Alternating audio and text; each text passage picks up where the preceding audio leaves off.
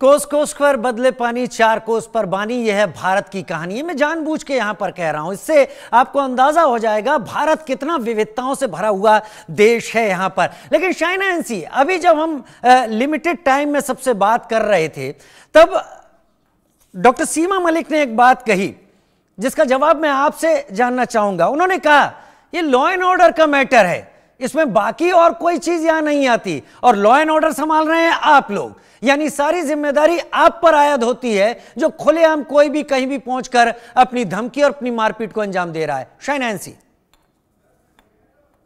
आपकी आवाज टूट रही थी, लेकिन मैं जो समझ पाई, आप लॉ एंड ऑर्डर सिचुएशन को पूछ के सवाल प्रश्न चिन्ह उठा रहे हैं। डॉक्टर सीमा मलिक ने ऐसा कहा था कि यह लॉ एंड ऑर्डर का मैटर है।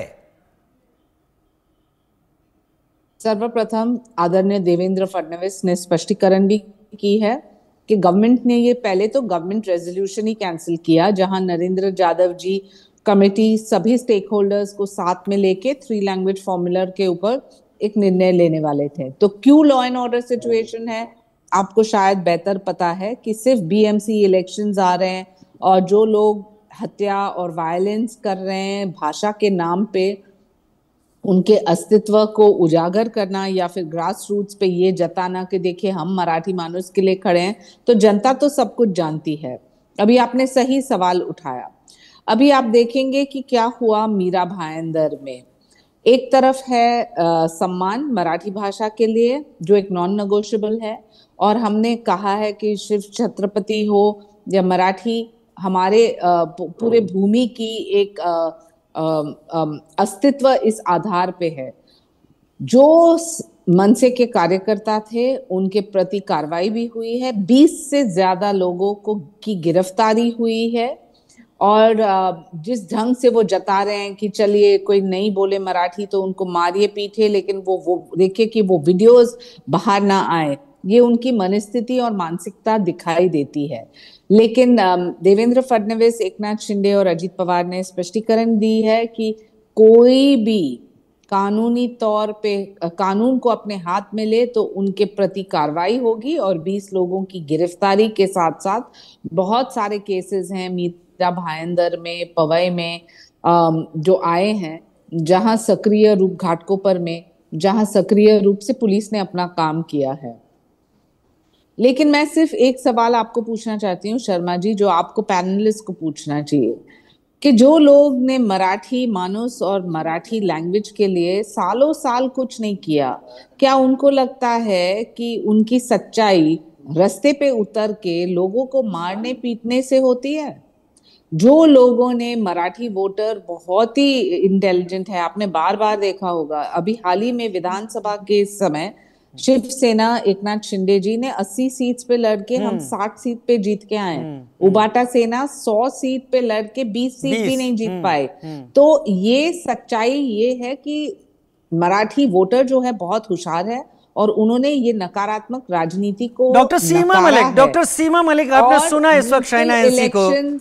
आप मेरे साथ चर्चा में बहुत रही हैं डॉक्टर सीमा मलिक, आपने कई बार अपनी बात रखी और हर चर्चा में जबरन किए जा रहे इस काम पर रोक लगाने की मैं उम्मीद ही करता रहा हूं।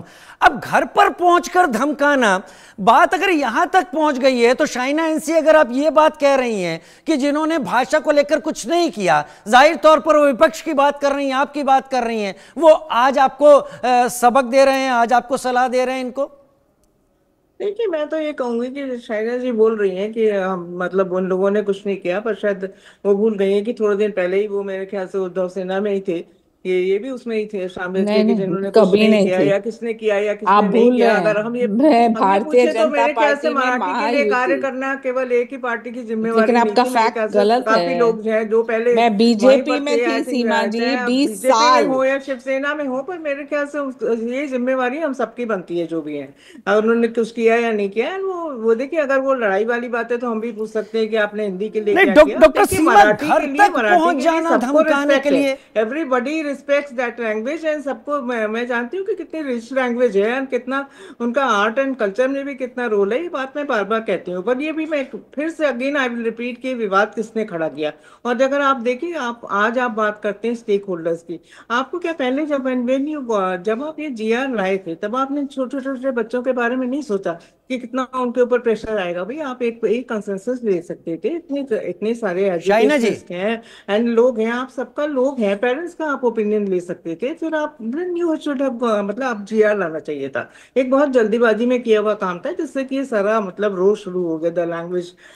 अभी मैं जवाब दूं? शाइना जी बोलिए ना, क्योंकि जीआर मेरे ख्याल से वापस हो चुका है। जवाब दूं? अच्छी बात है, आपने जीआर वापस ले लिया, क्या आश्चर्यजनक स्थिति है, मुस्लिम इशू क्या बनाया जा रहा है। आश्चर्यजनक स्थिति है। एक ही व्यक्ति की बात महाराष्ट्र कैबिनेट मैं इसलिए कहती हूँ कि लॉ एंड ऑर्डर मुझे सिचुएशन पूछा है, ना, बिकॉज अगर आप बोलिए शाइना के भी मंत्री जो हैं वो एक कैंटीन वाले को मार के कहते हैं कि अगर ये साउथ इंडियन शर्मा है जी, तो साउथ इंडियंस को ये नहीं देना चाहिए। शाइना तो जी आप शर्मा बोलिए, आप जी, बोलिए। नेशनल आप एक बात को एजुकेशन उठा रहे हैं, south policy Indian and Hindu 2020, and Seema ji को याद दिलाऊं, सर्वप्रथम नेशनल एजुकेशन पॉलिसी 2020, जहां रघुनाथ माशेलकर जी ने ये कमेटी बनाई और कहा कि कंपलसरी 3 लैंग्वेज को सिखाना चाहिए, मराठी, इंग्लिश, हिंदी, वो भी क्लास 1 से क्लास 12।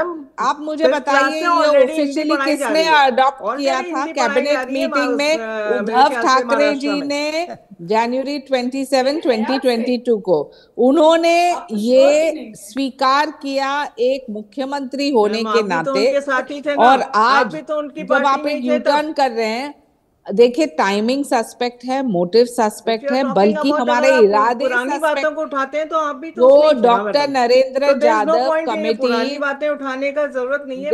आप सुनना चाहते हैं रिजल्ट, जवाब तो सुन लीजिए। देवेंद्र फडणवीस ने कैंसिल किया ये जीआर।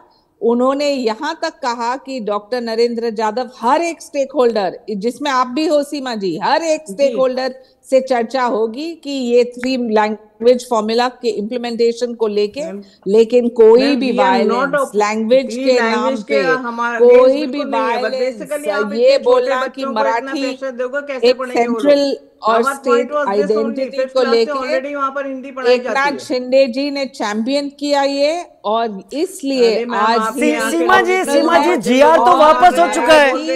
मराठी एक नॉन नेगोशिएबल है, और शिंदे जी का जो स्टैंड रहा है वो यही रहा है कि मराठी इंटरेस्ट को हम बरकरार रखेंगे। और जो लोग ने सेंटर में हो, why are you not taking care of this, the law and order situation in this? मेरा सवाल, में पुरानी बातों के लिए जाते हैं, इस समय आप भी उसी पार्टी में थे, देखिए इसको मैं उस पार्टी, अरे आप पहले तो आपके फैक्ट्स पता कर लीजिए। 20 साल से मैं भारतीय जनता पार्टी में रही हूँ। नहीं, मैं आपकी बात नहीं कर रही। महायुति ने जो काम किया है जमीनी स्तर पे, महायुति ने जो काम की है जमीनी स्तर पे, उसके लिए हमें आपकी सर्टिफिकेट की आवश्यकता नहीं है। हिंदू हृदय सम्राट आदरणीय बाला साहेब ठाकरे जी के जो विचारधारा डस्टबिन में फेंके हैं और अभी रास्ते पे उतर के लोगों को मारपीट कर रहे हैं, ये आपको शोभा नहीं देती है। वो विजुअल्स देखें, There is no action and law and order को लेके बेफिक्र रहिए। मुंबई पुलिस सक्षम है, स्टेट डिपार्टमेंट सक्षम है, और अपने निर्णय के साथ साथ जो पॉलिटिसाइज कर रहे हैं आप इस इशू को, सिर्फ बीएमसी के इलेक्शंस को नजर ठीक है